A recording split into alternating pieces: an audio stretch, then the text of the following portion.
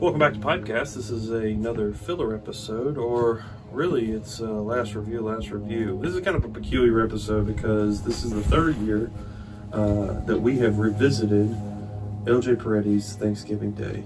So let's take a look at that tobacco.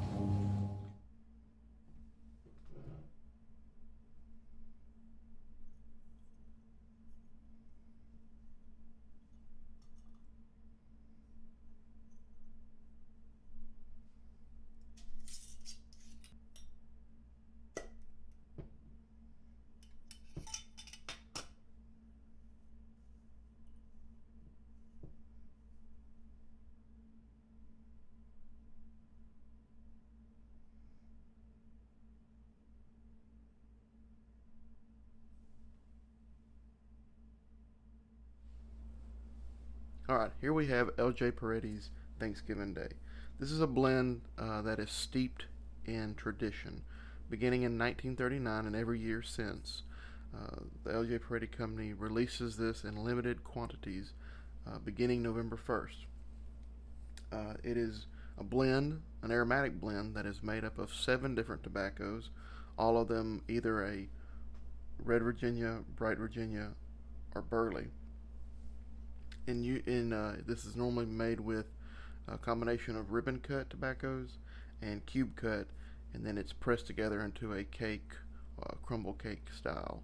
And it comes in a 4-ounce bar type cake. And in this instance, I have some cube cut Burley, so it's really easy to pick out what is the Burleys. You can really see those little cubes, and then you see these little ribbons, which are the red and the Bright Virginia. You can see the little Bright Virginia poking out here and there, and then amongst the darker leaves, really what you can tell is the cube is more or less the Burley, and then the ribbon is the Red Virginia. Now it is cased with rum, which brings together those Thanksgiving Day flavors. So let's get back over there and talk about it.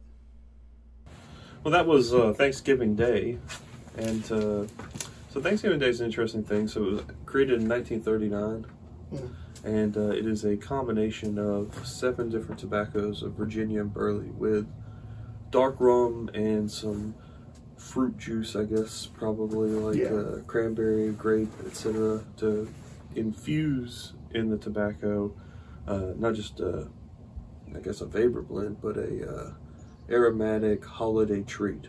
Okay. Like you said, this is our third year reviewing this blend.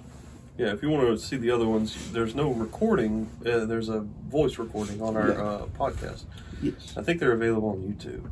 Yeah, there is a, again, it's just audio, but there are YouTube videos of it. And there is, I believe, the Thanksgiving 2019 is the first time we smoked it. And we kind of went into the history of Thanksgiving, kind of like, all the different things, all the kind of like myths that are around Thanksgiving, and then all like kind of some of the facts. A little bit of a deep dive. I wouldn't say we're professionals at deep diving, but we kind of did our best. And then we had a secondary one where it would be the Thanksgiving of 2020 last year. We reviewed it, and of course that was on the heels of an election, so we kind of went political. So, err on the side of caution if you don't want to hear our political thoughts if you go to that episode. Yeah, last year was a little bit of a wild, tumultuous year in terms of political. Well, it's kind of hard in today's world. That's kind of why I like, when we get together and we do this, it's hard to talk about anything and it not be political, Yeah, you can just focus on tobacco with this. So. Exactly. We try not to deviate too far from the tobacco. And we only really did that episode because Zach really wanted to talk politics. That's what it was. And so, yeah. So here we are again. Here we are, smoking Thanksgiving L.J. Peretti Thanksgiving Day. This is, so to give us some background on this, this is the same blend from 2019. This is a blend with 3 years of age on it, or 2 years of age on it, I guess. If I got it in 2019, it'd be 2 years of age on it. Yeah. But this is the third attempt at reviewing it. And the last 2 years, not been so kind to Thanksgiving Day. I think as far as there's not necessarily a poor quality in tobacco necessarily, but it does have all the hallmarks in previous years of a blend from a brick and mortar shop. Your aromatic, where it's really kind of it smells great, but in terms of when you open up the tin, but sort of a false start, because it burns off so quickly that you don't get any of that sort of sweet aroma as you go through the smoke. This is where it's going to get weird. So the last 2 years, I've basically said, don't worry about getting it. Yeah. And then, of course, we crack open the tin. Honestly, it's going to take us years, because I don't think I'm going to do anything but just be like year 4 of Thanksgiving, year 5 of Thanksgiving, year 6 of Thanksgiving. And it's going to be the same thing until we get to year whatever, and we've smoked the last of it. So I only smoke 1 bowl a year after the first initial bowls. And it's not like something I crave anyway. However, this year, with the 2 years of age on it, there's something different going on with it. And I kind of like it. Well, I was about to say, I don't know if I'm getting soft in my old age, but I don't know. It is a lot different. I don't know if I'm going to go ahead and say that it's something I enjoy a lot, but it is different than last, because it's been so, not to really mince words, but it's been kind of boring. Yeah. You know, weak sauce. You know, like it doesn't have that sort of full flavoredness that a good tobacco brings, like a really good high-end Pease, you know, Galwith. I mean, it's more of the lower end Cornell and Dill blends to me. Yeah, so a step above brick and mortar. You know, it's not like one of those cherries, you know, gook. You know? Yeah, it's not like gloopy, awful, sticky mess, but it's also not, you know, not like a high-end blend, now, I would say. Now, I'm curious to know what you're picking out. What I'm noticing, and of course, it's only Virginia and Burley. It's kind of peppery. Mm-hmm. I almost think there's Peretti in this. Right. And it feels a little fuller than it has in years past. Right. That's kind of the big notes that I'm picking up now. Right. Is that a little bit more pepper, a little bit more full. Uh-huh. Well, something happens to tobacco when it ages, right? And it goes from, depending on how you've aged it and what's going on with it, like it goes to a kind of a mustier, sort of lived-in sweater kind of feel, you know, where you're like, okay, well, the tobaccos have actually given, so there's not a lot of different. It's difficult to differentiate between Virginia and Burley and some of the kind of more subtler tobacco leaf when it gets into like a really heavy age. Yeah.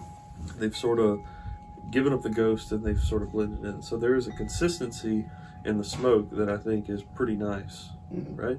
But then there's something that happens when you get to the 20-year mark. And I've smoked tobaccos that are 20 years old, and when you get to that level, there's a kind of a, I can't explain it, like an old attic Chester drawer like you're discovering things in it, kind of like thing to it, where it's musty but warm, like, and it doesn't taste like it has like a mold content. This is mold free. I've got tobacco that have corroded and molded, you know, and you don't want it. Yeah, it's like solid white. I don't know what happened. It just it just went south. You know? It's past the plume and now it's mold. That's right. Oh wow! It's got to be mold. I mean, I can show it to you someday, but because I still got it. But I just was blown away with how much it just corroded. God. It's just nasty. How did it get that? Was it not cellared properly? It was cellared properly, just whatever. But I'm assuming something got in there. I didn't disinfect the jar enough or something, you know, and it just became, it's a moisture tobacco, so it just grows. This is a. What? I was going to add one more thing before you get in. You remember those like stores that like sell incense and stuff? Like there was one in Florence. What was it called? Romancing the Stone. Yes. There's something like that happening here too. It is interesting because like it seems like the aromatic or the juices in the rum have actually sort of finally married wholeheartedly with the tobacco. And when you open it up, it doesn't sublimate quite as much, so it doesn't just like, oh, you got a whiff and then it's gone. Yeah. You know, sort of embedded itself inside this tobacco. And now the age on it actually does something a little bit more in flavor. Yeah. So it has a I can't believe we're saying this. It's so crazy because I've never liked this blend. No, this is almost like a joke review. This has been a joke review. Like after the first one, the second one was a joke, and I'm like, we'll just keep doing it just to be funny. Yeah. And now it seems to have actually gotten to a point where it's pretty good. And now I'm kind of blown away and shocked. Maybe it's grown on you. Now to be like to be balanced. Yeah. Peretti makes really great blends. Oh yeah. So number 8 slices and what was the other blend that I liked? Dunkirk is really good. I think it's Dunkirk or Dunbar or Dun something. Dunshire. Dun something. Don't do Peretti. Dun something. Done something. That's a really good one. I think it is Dunkirk. It is Dunkirk? Or Dubar. Or something like that. It's really strange. It's got a There's weird so name. many. There's Durbar. There's what?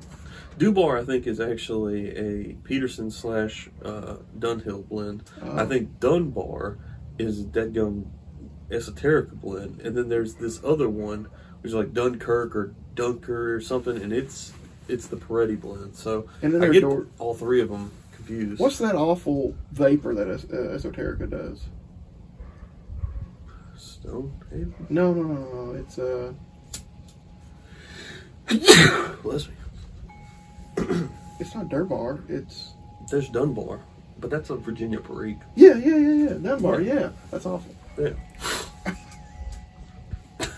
I didn't mind it too much. I think I like Tilbury more, but we're not talking about that. Yeah, but yeah. like, I don't remember what it is, but Peretti does have some good blends. Ironically enough, this is aged into being a good blend, or at least enough that I'm like, I will keep smoking this. Of course, I won't because I have a stipulation that this jar is going to ride out with us.